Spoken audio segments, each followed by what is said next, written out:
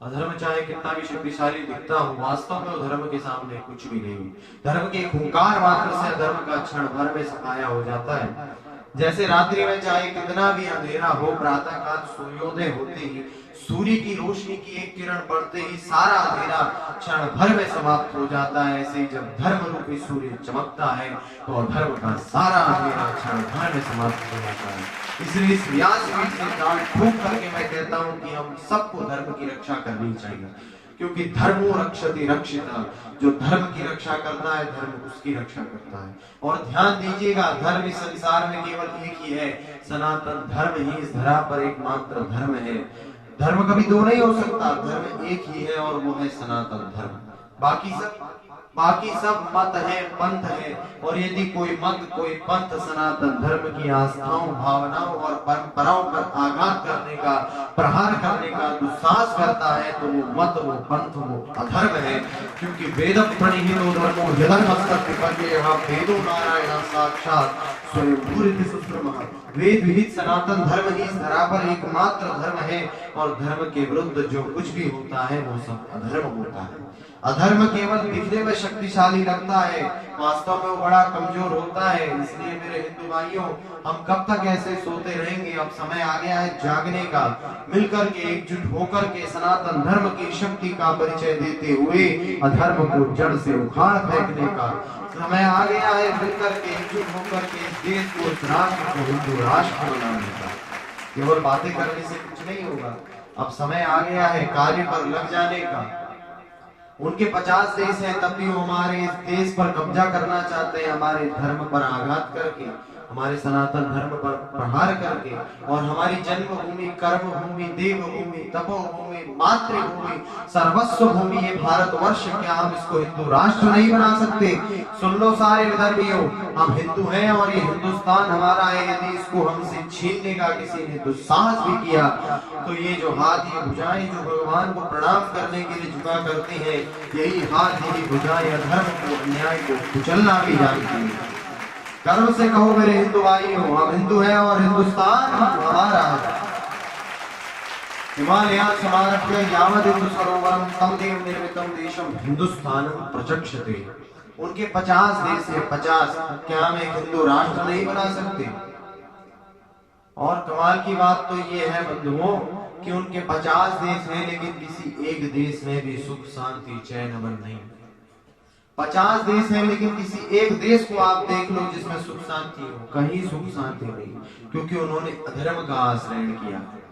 वो अधर्म पर चलते हैं, इसलिए कहीं सुख शांति नहीं है। सुख शांति है तो केवल सनातन धर्म में। धर्मेण लभते सर्वं धर्मसारं भजते। इसलिए धर्म की रक्षा के लिए आवाज उठाओ, कदम बढ़ाओ, पीछे मत हटो, भय त्याग दो, निर्भय हो जाओ। कब तक हम ऐसे डर डर के जिएंगे? भय के कारण, डर के कारण ऐसे ही हम चुपचाप और निष्क्रिय बैठे रहे तो हमारे जिन वीर पूर्वजों ने सनातन धर्म की, इस देश की रक्षा के लिए अपने प्राणों की आहुति तक दे दी, उन वीर पूर्वजों को वो जहां कहीं भी होंगे उन्हें धिक्कार होगा हम पर।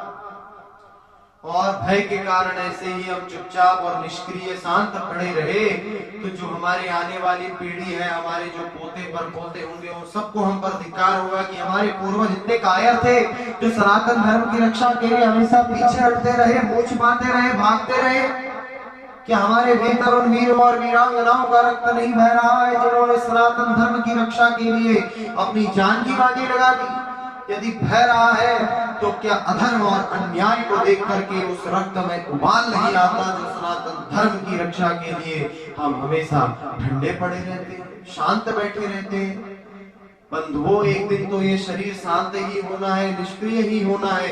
अभी से ऐसे शांत निष्क्रिय ऐसे पड़े रहेंगे तो हमारे जीवन का क्या लाभ, हमारे जीने का क्या लाभ बंधुओं? इसलिए भय त्याग दो, निर्भय हो जाओ। क्यों भय करते हो जब हमारे प्रभु श्री राम ने स्वयं कहा है कि अभयम सर्वभूतेभ्यो ददामि तत्प्रथम मम। भगवान ने हमें वचन दिया है कि तुम धर्म की रक्षा के लिए कदम बढ़ाओ, तुम्हारी रक्षा मैं करूंगा। और भगवान जिसकी रक्षा करते हैं उसका कोई बाल बांका नहीं कर सकता। भगवान जिसकी रक्षा करते हैं उसका कोई बाल बांका नहीं कर सकता, क्योंकि जान की नाथ सहाय करे तब कौन बिगाड़ करे नरते। 5 वर्ष का बालक था प्रहलाद, भगवान की भक्ति करता था, धर्म पर चलता था वो। और हिरण्यकशिपु के बड़े से बड़े दुर्दांत दैत्य भी उसका बाल बांका नहीं कर पाए।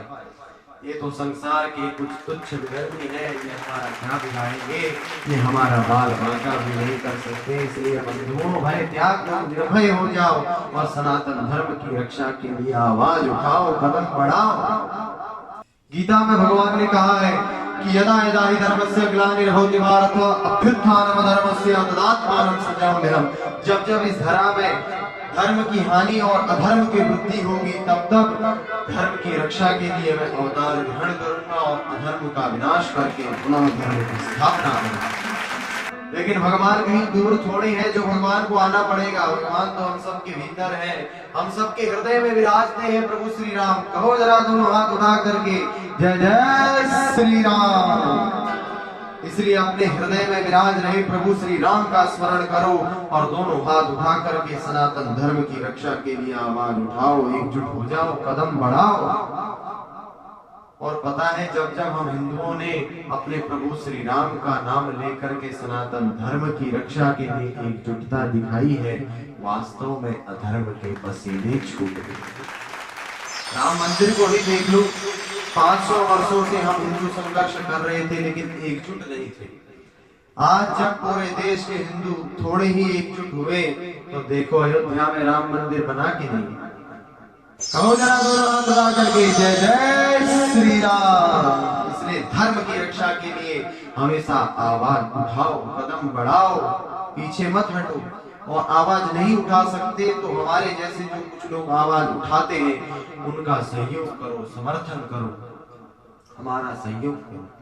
क्योंकि हमारा तो ये संकल्प है, हम जगाएंगे और एक नहीं हजारों लाखों हिंदू भाइयों को जगाएंगे और सनातन धर्म की रक्षा के लिए सारे हिंदू भाइयों को एकजुट करके एक समानता के, एकजुटता के धागे में पिरो करके इस देश को हिंदू राष्ट्र बनाएंगे।